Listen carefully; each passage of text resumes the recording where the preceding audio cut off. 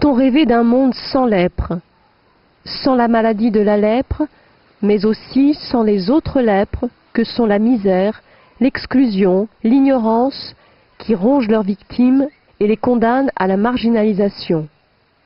Un homme a pensé que ce monde était possible, mais que cela nécessitait un engagement et une lutte de tous les instants. Cet homme, c'est Raoul Follereau. En 1918, il a 15 ans et montre déjà sa volonté d'aider les plus pauvres et les plus oubliés. Il organise une première conférence, lançant la phrase qui sera la devise de toute sa vie: « Vivre, c'est aider les autres à vivre ». Peu de temps après, il rencontre celle qui deviendra sa femme, Madeleine, et qui l'épaulera dans son engagement pour les lépreux. Après des études de droit, il devient écrivain et journaliste, publie des poèmes et des pièces de théâtre. Mais en 1936, c'est le choc de sa vie. Raoul Follereau rencontre pour la première fois des lépreux à Bamba, au Mali, sur les rives du fleuve Niger. C'est à vous que je m'adresse, pas à votre voisin, pas à votre ami, à vous. Parce que vous êtes un homme et qu'il s'agit d'autres hommes. Voulez-vous sauver 15 millions d'hommes? À partir de 1942, l'intellectuel engagé devient un homme d'action, donnant plus de 1000 conférences pour construire le premier village pour des lépreux, faisant 32 fois le tour du monde pour aller à leur rencontre et dénoncer leur sort indigne. Raoul Follereau interpelle aussi bien l'opinion publique que la communauté internationale. Il réveille les consciences pour donner aux lépreux leur place dans la société. Sous son impulsion et avec son soutien, la lutte s'organise.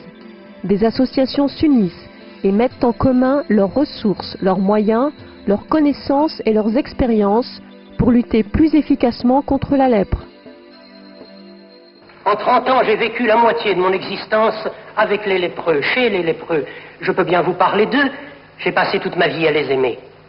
Les lépreux, j'en ai trouvé en prison, chez les fous, enfermés dans un cimetière désaffecté, parqués dans le désert avec miradors, fils de fer barbelés, mitrailleuses. Des lépreux, j'en ai vu nus, affamés, hurlants, désespérés. J'ai vu un monde inimaginable d'horreur, de douleur et de désespoir.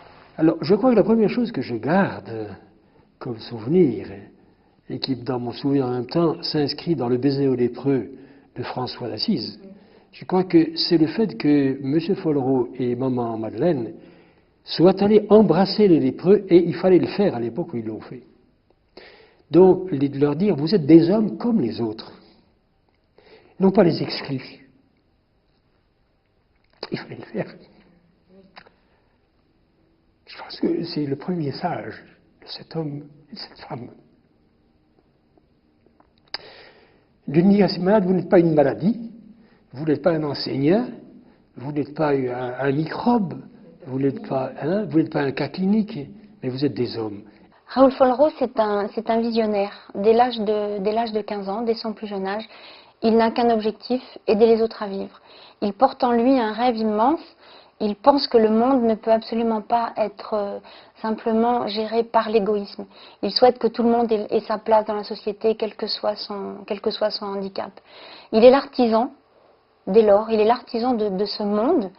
Il veut aller plus loin que les idées, donc il va n'avoir de cesse que de mettre en action ses idées pour qu'elles deviennent effectives et profitables pour des gens qui sont justement exclus de la société parce qu'ils portent ou parce qu'ils sont victimes d'un handicap quel qu'il soit. En 1954, Raoul Follereau crée la Journée mondiale des lépreux qui continue chaque année de sensibiliser le grand public aux problèmes de la lèpre et permet de récolter des fonds pour financer des projets.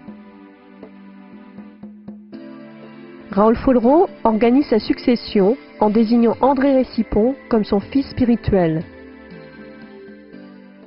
Raoul Follereau fait appel à André Récipon et avec André Récipon, on va dire que le créateur s'est doublé d'un bâtisseur et ensemble, tous les deux, ils ont organisé, ils ont coordonné, ils ont mis en place des structures qui, elles, pouvaient aboutir à la concrétisation des actions et qui pouvaient bénéficier au plus grand nombre. Depuis la mort de Raoul Follereau en 1977, sa fondation poursuit son œuvre dans une trentaine de pays. Michel Récipon est l'actuel président du directoire et Alain Morisot assure les fonctions de président du conseil de surveillance. La mission de la Fondation n'a jamais changé, elle est toujours la même, elle est celle que Raoul Follereau a tracée. C'est-à-dire que la Fondation Raoul Follereau, aujourd'hui encore, lutte contre la lèpre et contre toutes les lèpres. Derrière cet objet, il faut comprendre que la Fondation Raoul Follereau lutte contre les exclusions, ou l'exclusion sous toutes ses formes, qu'il s'agisse de la maladie, qu'il s'agisse de l'ignorance et de la pauvreté. Et aujourd'hui, elle poursuit 4 grands engagements, c'est-à-dire qu'elle aide les lépreux et elle soutient des programmes de santé.